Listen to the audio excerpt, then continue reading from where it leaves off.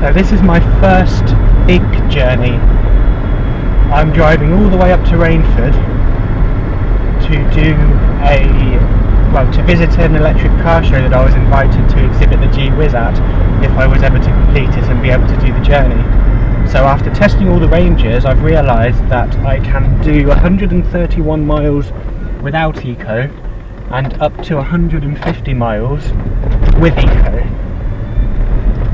Now this means that I can travel quite far up the country, and this is without stopping to charge. I could probably, if I time it correctly, do say 120-30 miles in the morning, fully charged at some location, and I can do another 120 in the evening or in the afternoon, which would mean that my total range will be in excess of 200 miles, which is quite enough for most journeys, and after 200 miles you don't really feel the enjoyment of driving at all anyway.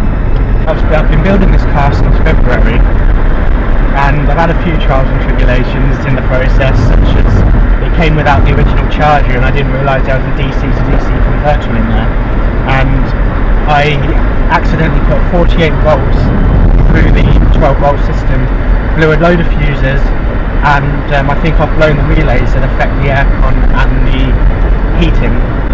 And the other crazy part was when I was on 8 batteries, I thought I'd see how low I could get down with the voltage before I couldn't drive anymore. And what ended up happening was that all the other batteries cut out and I was pulling the power through one battery. Now the cells themselves could cope, but the BMS was only rated at the 100 amps peak. So I must have been pushing it up to peak and I melted the BMS. I have the car fully functional. I've been kind of tidying things up rather than trying to start new projects on it. I've just been tidying up the battery bank, got them fully supported now, fitted my inverters so that I can run 240 volt outlet cigarette lighter just for charging things like laptops and low powered devices. This journey is really to test how far I can go in this car at a comfortable level, because the range is doable. I've tested that. Now it's just seeing how it copes on the roads. Yeah, I have a feeling we could make the whole journey on one charge. Now that is quite a stretch. That is pushing it to the end of its range, so what I will have to do is when I reach Runcorn, I will have a look at the voltage and see how we are doing by that point, because when I've driven doing the testing before, I have been giving it a rest.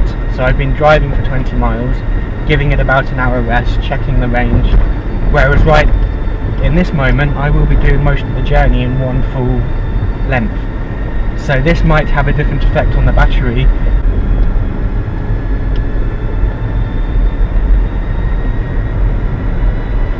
But I bet no one has done this before. This is probably the longest journey in a Reva G-wiz. Even the Lithium version that came out with the G-wiz only had around 65 miles range as far as I'm aware. So it still wasn't great in terms of total capacity. Here's the hill climbing, the bit that I don't like on the battery.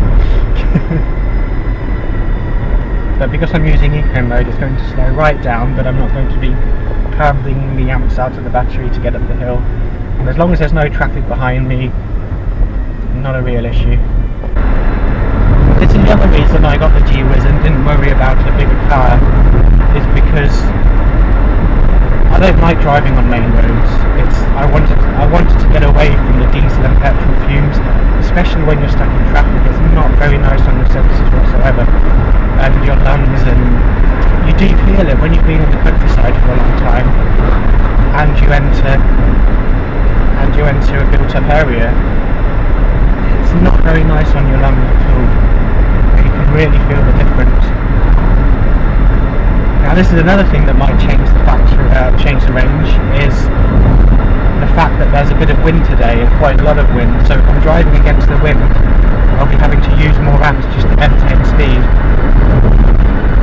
So that will have again another impact on just how far I can go.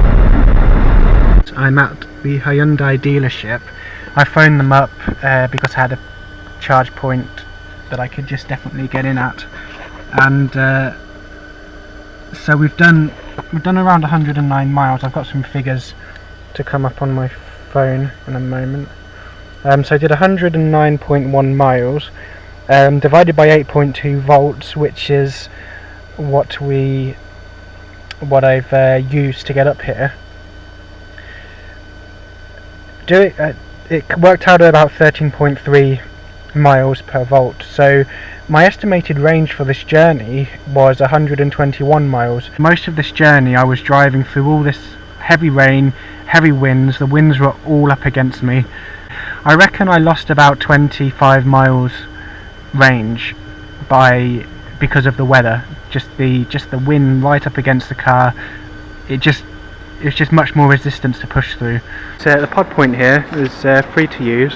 You just have to ring up Hyundai to ask about it, and they'll quite happily let you charge as long as nothing's on it. And they have this little seating area here, placed with free refreshments and somewhere comfortable to relax while you wait to charge.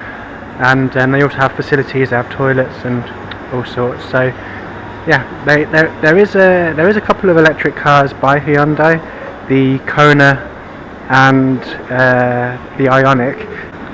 So this is the Kona. Unfortunately this is not the electric version, but I've brought up all the specifications. It's quite a nice car. So the specs for the electric is 64 kilowatt hour battery. It has about a 245 mile range and 260 watt hours per mile, and you can pick one of these up for just under £33,000. So at the electric car show at Rainford at the Junction pub. So my G-wiz is on show just inside the marquee next to a Leaf, which has a similar range. But a nice selection of cars have come to exhibit today. So we've even got fans too, which is quite impressive. So Jaguar are here, Tesla are here, Nissan and Renault. All displaying their cars and giving talks. So we've got the Jaguar I-Pace, Tesla Model X,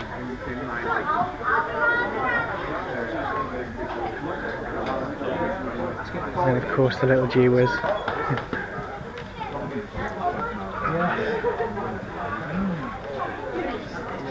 So next to it's the Leaf, which has brand new, well, I don't know if that's a brand new price, but 25,000. We've got the Renault Zoe. And we've got things on serving here too. So it's quite a nice little event. I'm currently on my fourth Leaf. Okay. I've had two Leafs, so two EV family for about 2 or 3 years now. The wife said if I ever get her an ordinary car, she'll divorce me. So yeah, like obviously we're big fans. So this is the new Leaf, or the Leaf came out February, March 2018. And 40 kilowatts. 40 kilowatt, yeah. And what kind of range?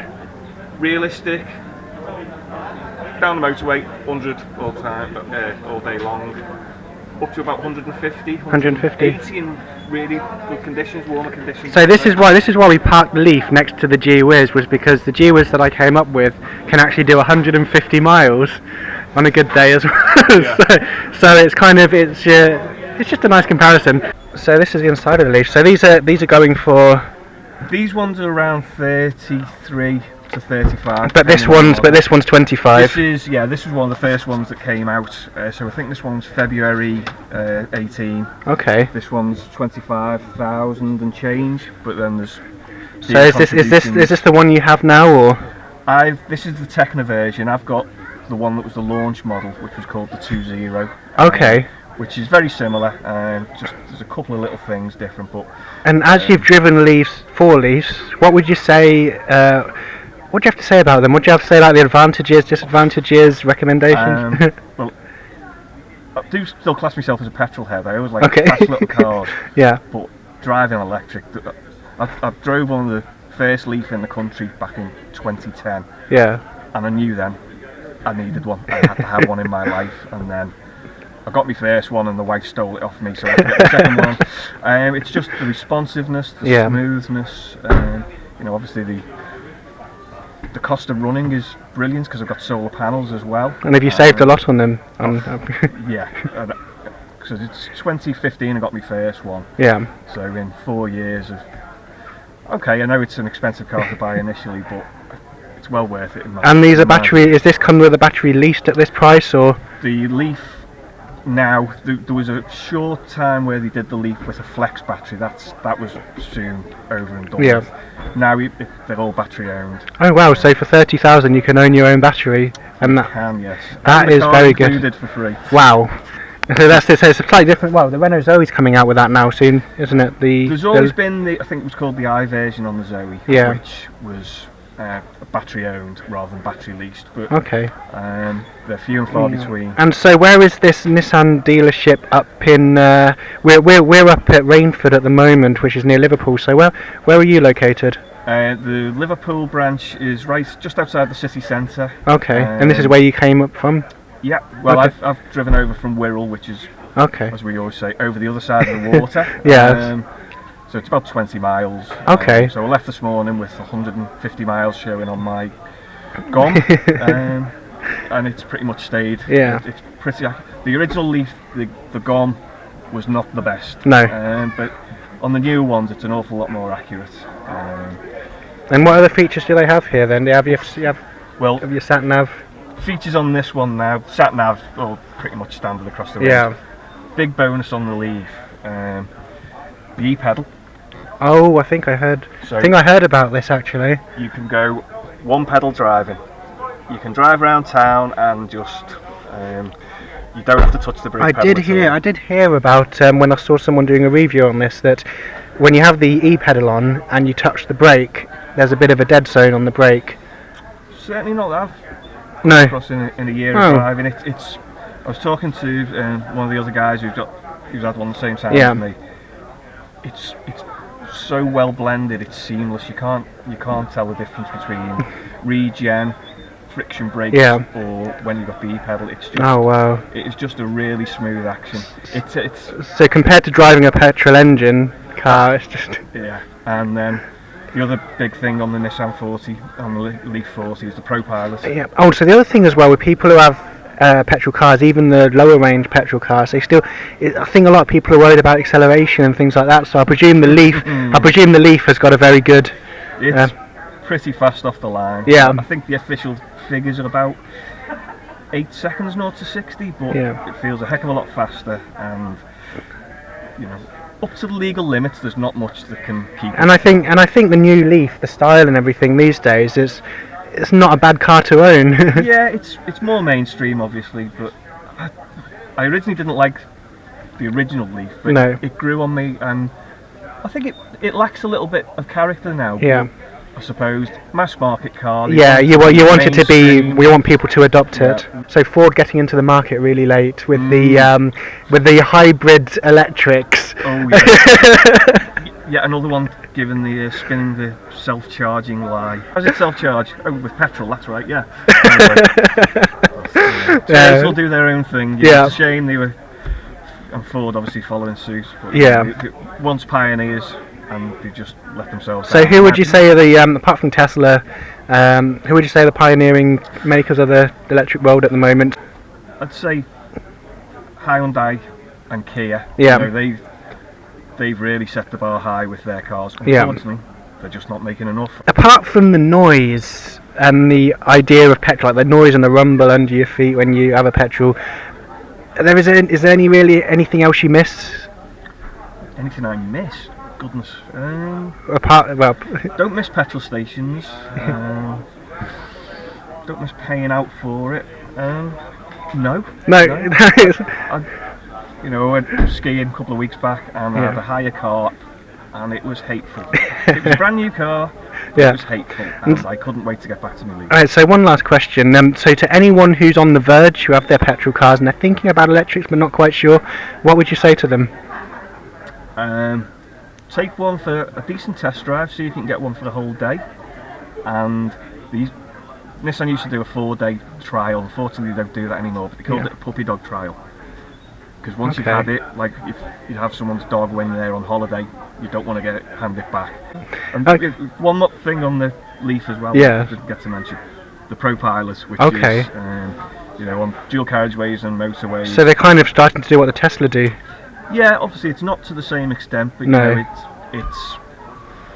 it's so relaxing. You don't even notice it's on most of the time. You've got to keep your hand on the wheel, of course, and you are in control of the car. But it just takes another element. It's another step to cruise control. You know, I still love driving. So will it brake when it brakes and everything? Brakes and accelerates. Picks up the cars in front. And does it reads the lines on the motorway. Oh, so it will stay within the lines. Yeah. Wow. So you can have this feature that Tesla have had for a long time, but now you can have it in the Leaf. Yeah, a run-of-the-mill family car. Yeah. Wow, that's amazing. Cheers for the chat anyway, and my pleasure. So we have Neil here, who's the general manager for Jaguar Liverpool. Sorry? Hatfield's Jaguar Liverpool. Okay, and I'm putting him on the spot here to tell us a little bit about the Jaguar I-Pace. So what can you give us a little introduction, the range, price, how you get one, things like that? Well, let's move into a better view of it. Yeah, let's move across. Of course you can get one from us, which is always a good start. But since we've initially launched the vehicle, obviously it's really building traction in the marketplace now. We've just had a fantastic result with it winning Car of the Year. So it's very new in the marketplace, and it's our first step into a full electric car from a Jaguar point of view. Performance of this car is phenomenal. You talk 0 to 60 in around 4 seconds, and it's got such a dynamic handling to it, which is it's really what's pushing its boundaries. Its initial sales have been very successful. We've been one of probably the How many have you sold? Year to date, we've probably sold about 30 and delivered 30 for a car that's new into the marketplace and for an electric vehicle. But it's what consumers are starting to want now, and they're really starting to be a lot more aware of it. We see the range of the vehicle it's given back from customer feedback 240 to 270, depending on obviously how you use the car. But I think what really gives this its presence is you've got the Jaguar driving dynamic, the handling of this vehicle, the acceleration of it, the power of it, the turning curve, and along with all the software updates and what's got inside it and what it can do for you. With the fast chargeability and with the growing network of charging facilities now, it's a big bold statement for us. And obviously this will eventually infect the rest of the Jaguar range moving forward. Brilliant. So are you going to own one yourself? Well, I've got the luxury where I can use one. And it's great for what I do. I do short journeys. And but a car like this, it's nice to get it out on the road as well. I enjoy bringing it here. It's quite curvy, the roads and winding. Oh, great. But I think what you find with these cars also, the cabin space that you get. It's amazing on a car like this what you can gain in cabin space, because obviously not having an engine taking up all the front room of your car can give you such an SUV feel and size to the car.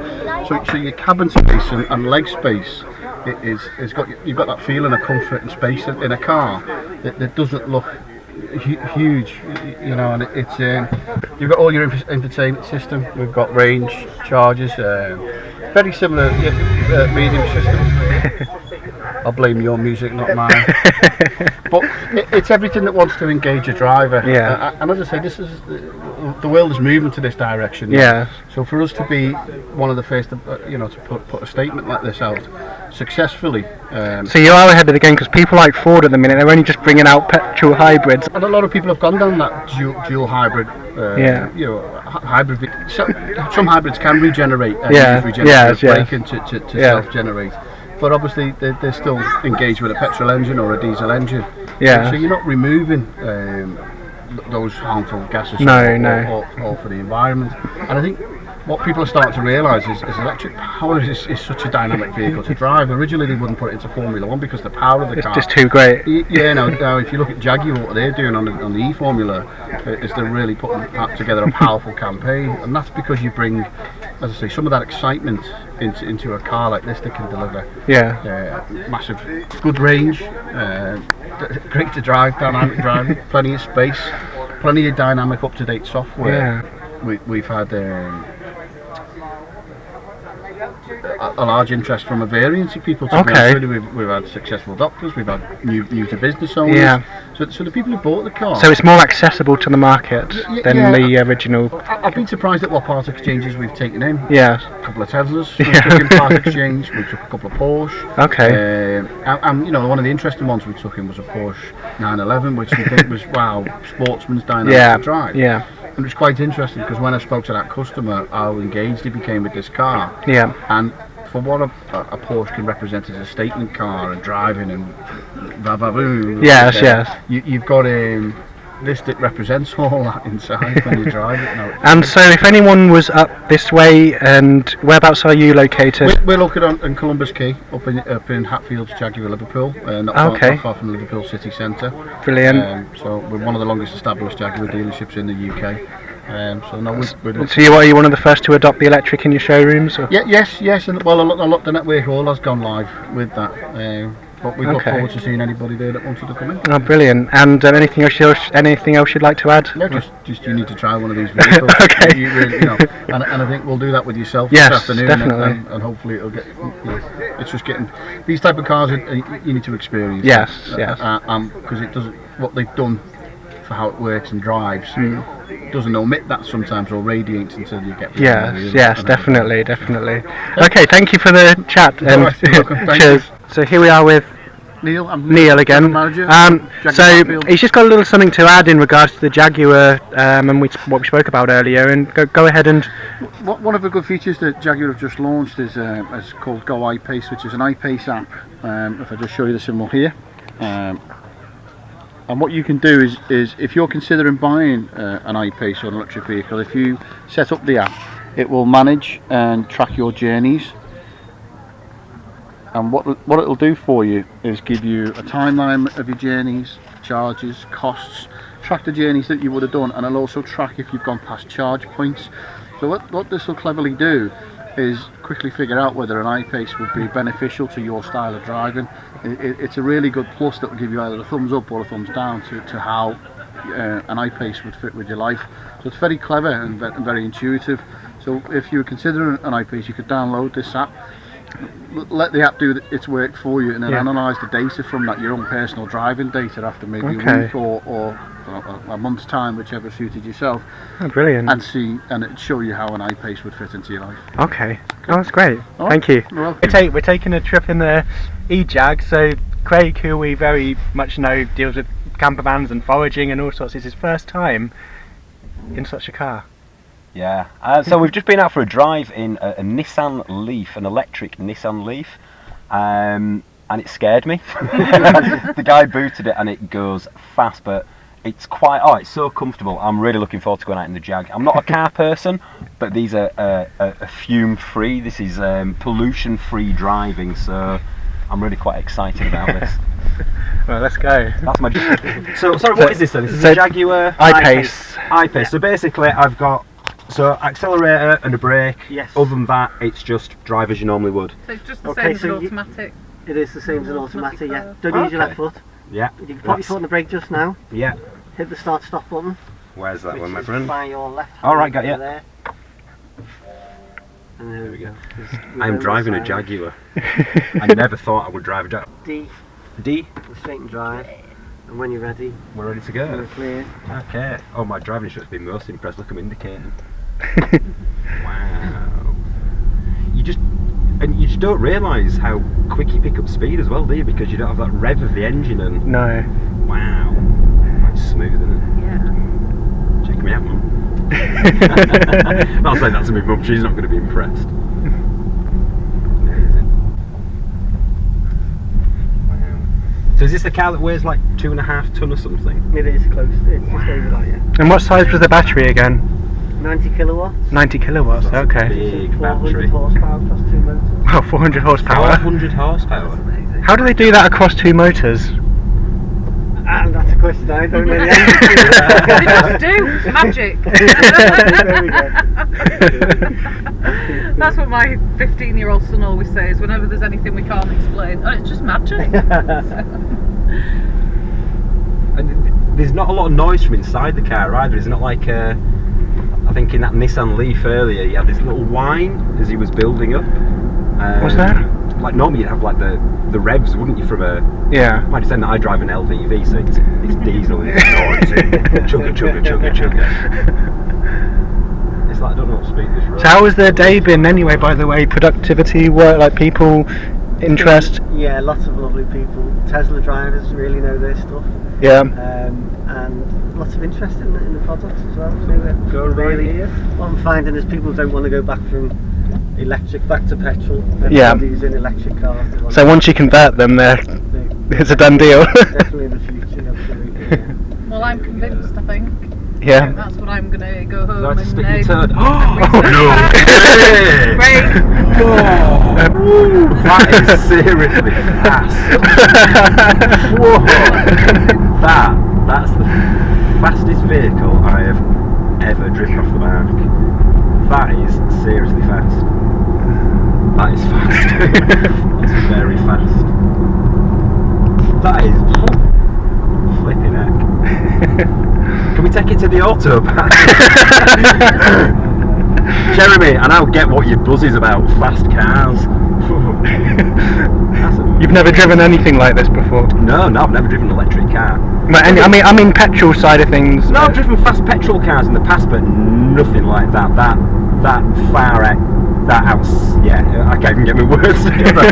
That blows anything fast petrol wise. I've driven 2 litre sport Sierras years ago. Nothing compared to that. That was instant fast.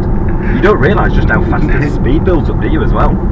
So does the I-Pace have the self-drive like the Tesla?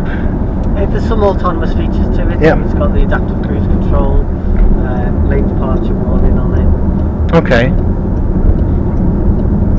We won't take it on the motorway. No. I don't think we're allowed to anyway. So do you get to drive one of these because you work for the company at all, or...? Not much really, no. No, that's a shame. Brought it today, which we enjoy. I think you need to renegotiate your contract with Jaguar. It's so smooth and so quiet, isn't it? It's amazing. Yeah. Oh, nearly went on the motorway. So do we just go back to the place and then I get to have a quick go up the dual? Yeah, I would never promote cars, by the way. I'm not a car promoter. This electrical technology, I mean, this is... We were chatting to a guy earlier on, and we made the assumption earlier on that the majority of fuels used to create electricity come from... Was it gas and oil? Yeah. Coal. And actually, yeah, gas is a major contributor to the electric scene at the moment. But actually, wind and solar, there was an app that this guy had. It was really interesting to see how much solar and how much wind is being used in the grid at any given time. It's actually, I think, was it 15% was wind generated? Something like that, yeah. And it's going to get better. I think we're... Surprised me. It's not even riding the crest of the wave. This is like the cusp of this is happening, isn't it? It's new technology. Fossil fuels are gonna they're disappearing. They're going. Yeah, definitely. So I think people need to be investing in the green revolution. The braking is really good, isn't it? Yeah. Is that it just car there? back here, yeah. Just watch the post in the middle. Yeah, I don't know if my Yeah. insurance covers that. I don't think I'll be getting insurance again. That. Yeah, so what are your impressions? It's not like the LDV, man. Pretty impressive, very impressive. I'm not Jeremy Clarkson, so this is not generally what I do, but that is comfortable, it is smooth, and that is the fastest vehicle I've ever driven in my life. Two foragers and a Jaguar, episode 2. Okay, so Richard Morby, foraging instructor extraordinaire from Forage Frolics. I've never had a car over the year 2000 until I had the G-wiz. Well, this is just like Don't you just want to say G-wiz? that was 2000. Yeah. And then you've got your D button, which is your drive button. I think that the Okay. aircon's gone off. I'm not sure if somebody. Yeah, I think it has. That's why it's all misting up. Zooming off a little bit. So if you don't mind if I just Yeah, go for it. hop in, we'll turn it on because we're getting rather hot in here, aren't we? Yeah. Just all this excitement. It is all excitement, yeah. We're not going to start singing It's Getting Hot in Here. Right, so is that's all on, so I'm in drive. You're in drive, so just drive off when you're ready. I just feel like I'm sinking into the car. Because there's just, even a combo van, that's the last thing I had. And there's just that space in front of the dash. Like, I don't even know where the end of the bonnet is. It's there. Shall I show you on the camera? It's there. Okay. So Richard Morby, the creator of the G-wiz. I don't know if any of you have been following Richard online. Richard's created his own battery-operated car called a Reva G-wiz using recycled lithium battery cells. It's really quite a fascinating project. No, but I drove all the way up north. all the way up north. Yeah, in one day, 150. How many miles did you do? 150. 150 miles. How many charges did you need? Just one. Just one charge. And that was only for 2 hours. And that cost you how much? Nothing. Woohoo, there you go, people. So Richard is now in the driving seat of the Jaguar This is probably the most I-Pace. expensive car I've ever driven, and probably the only most expensive car I will ever drive. Cool. Don't crash it, will you? Woof. Wow. Isn't that That fast? G-force. That's amazing, isn't it? Yeah. It reminds me of being on a roller coaster. Do you know it is, isn't it? Or a plane that's just about to take off. Yeah. Relatively. Yeah. I've never been in like a. The only thing I've ever experienced actually, I think, was a Lotus. Yeah. A friend had one of them. Just to show you, we are actually moving. There are trees and bushes to the left. This is not virtual reality. There's Richard. And there's Jodie. And what's your name? Emil. Emil. And Emil in the back there. Emil works for Jaguar. So yes, we've come down to the Electric Car Festival in Rainford. It's being hosted at the Junction pub, and I believe that they do stuff pretty regularly down there, don't they, with electric cars a lot of and... music stuff going on. But it's a music pub.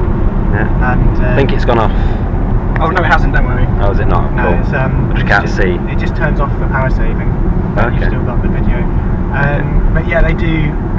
They have electric. They actually have installed their electric charge points there because the guy that runs it is a very big electric vehicle fan. So you can pull up at Rainford Junction and just charge your car up, go for a drink, and have something to eat. Brilliant. And you can even camp on the grounds, as far as I'm aware. Is that right? Yeah. Wait till the LDV's electric. Pop in for a beer, have some food, we'll sleep there, and yeah, we'll have a drink there. We'll get leathered there. Maybe that should be the more appropriate phrasing for that one. Me? Yeah. Yeah. What you mean? You can help him with the wine. So does this have the same feature as the Leaf, where you can do the one pedal driving? Not to the same extent. You do have regenerative braking. This is on the low level at the moment. Okay. Because it's quite different to normal driving Yeah. vehicle when you're in the cage. Wait, for the next time you boot it, I'm going to stick that at the front because I Okay. think people need to see Yeah. that Okay. speed that it actually does. So get it as slow as you can. We should have brought Reese, he'd be well impressed. Yeah, I think anybody would be impressed by Yeah. the You vehicles. ready? And yeah, we're ready. We're going to boot Let's it. just You ready, wait till we folks? get to the straight. It turns really can't. Push me back in this seat then. That was 60. That's just a 60 mile an hour. That was 6 miles in what? 2.5 seconds or something like that. Bye bye petrol.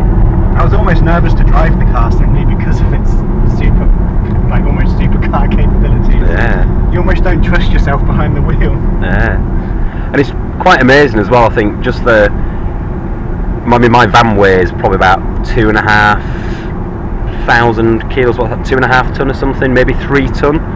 And braking, you need some distance to actually brake, but this Jaguar weighs 2.5 ton and pretty much stops on a 9pence, doesn't it? I think that motor plays a big part of it, doesn't it? It's Yeah.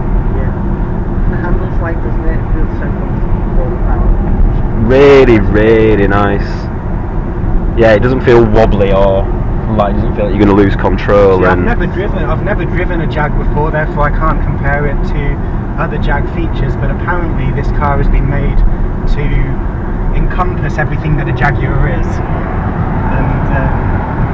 And what does Emil does it encompass that? I think so. I think it's got its true Jaguar heritage to it, the design and the feel to it. Hasn't lost that, but it's still got the modern edge of the electric car. Oh, that's amazing. So I am on the way back from my experience at the electric car show in Rainford, putting this G-wiz on display, and had a fair bit of interest. It was quite amazing to speak to some of the people who were both curious, and one guy came up to me thinking it was for sale. So, but I gave him some information about going green and other details about how you can convert your own car. And I also had a lot of interest in terms of talking about DIY electric cars. So it was a great event and some amazing discussions. Met some amazing people, and it's a huge thank you to Mark Gaudie for organising the event, and a huge thank you to Paul Draper for allowing it to happen at his pub, The Junction at Rainford. So they do have electric car meets for the local community there, so make sure you look it up if you are in the area. And they always have music on at the bar. It's quite a nice atmosphere up there. I'm at the Nissan store in Stafford, I believe, and they've got a bunch of Nissan Leafs out here, and they've got their pod point chargers in the corner, so you're more than welcome to come and charge up in passing, and they've got a seating area and toilets inside. So this is my first long range journey in the G-wiz. I'd say it's a 300-mile round trip, and 300 miles is probably the longest the G-wiz has travelled. 150 miles in one day has probably never been achieved in a G-wiz, and it's quite remarkable. The journey's been quite pleasant. I've only had to stop once to charge each way, and I probably could have made the whole journey on a good day, but just to be safe, I'm making sure that I top up the charge, and I'll be good to go. Right, so we're on the last stretch coming back home. I've done 150 miles back down to Gayton, and this is the last few country roads that we're on. So I have made it. I have done a 300-mile round trip up to Rainford to an electric car show and back down to Gayton. I stopped once to charge each way up and down, and I made the journey no problem whatsoever. So, not really anything I have to say in terms of any real cons apart from the speed on main roads. I avoided motorways, but I did go on the A5 and a couple of other main roads, and I would have liked a little bit more speed. And I just wonder if there's a way to modify the controller, just so that when I am when I'm going up hills, like now, I'm able to pump up a few more amps into the motor just to maintain speed. I'm not so worried. I'm not so bothered about the 40-45 mile an hour speed limit on the G-wiz. It's just when you're going up hills, sometimes you'll slow right down just below 30 miles an hour. And that's not the most comfortable on a busy road, especially when lorries are overtaking you and spitting grit into your windscreen, etc. So that's something I would like to try and rectify, so I'll do a little bit more research on that. But otherwise, it's been quite a pleasant journey. Being an electric, you're not putting out all those emissions, you're not putting out all those fumes, so even if you are travelling slower or you're stuck travelling a little slow, like traffic lights, things like that, you don't feel the same lethargy that you do when you're in a petrol or diesel car, which you're not constantly pumping those fumes into the atmosphere around you. I felt it a little bit when I was in heavy traffic, but whenever that happened, I just took a detour down a small road and met up back with my route when I needed to. So yeah, it's it's great. It's a great little car, and as I say, it's fast becoming an electric classic. And I should be showing it at the Fully Charged show live in Silverstone on the, I think it's the 7th, 8th and 9th of June. So if you are watching this and you want to see an absolutely amazing exhibit full of so many cars, they had a huge turnout last year, and this year they reckon there'll be about 10,000 people coming along. So grab your tickets before they sell out, and if all goes well, I will be exhibiting the G-wiz there too. So would I recommend anyone to have a G-wiz? That depends. It all depends on what you need it for. I'm prepared to sacrifice the top speed and the style of other cars because of the cost, but I'm getting a decent range out of it. Now other people, it will not be practical. If I ever wanted a normal economy car and I could afford it, I would go for the new Nissan Leaf with the 40 kilowatt battery. You can do 150 miles on that too, and up to 200 miles on a good day where you're driving well, driving properly. Yeah, two different sides of the spectrum, but I think I'm going to keep the G-wiz, namely because of the uniqueness and the conversation starter, especially when I'm going to be travelling and people are going to be asking questions, and I just like its kind of quirky nature just to raise that conversation, just like it was when I had the solar powered tricycle, people coming up and wondering what on earth it was, and and it was great discussing it with them and telling them exactly what I've done on the journey. And so yep, so try and get down to Fully Charged show when if you get a chance to. And now I'm just going to go and relax and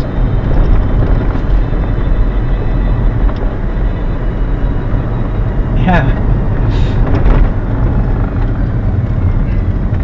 nothing else to say really, nothing else to add. So goodbye for now, and I'll keep you updated with any future videos.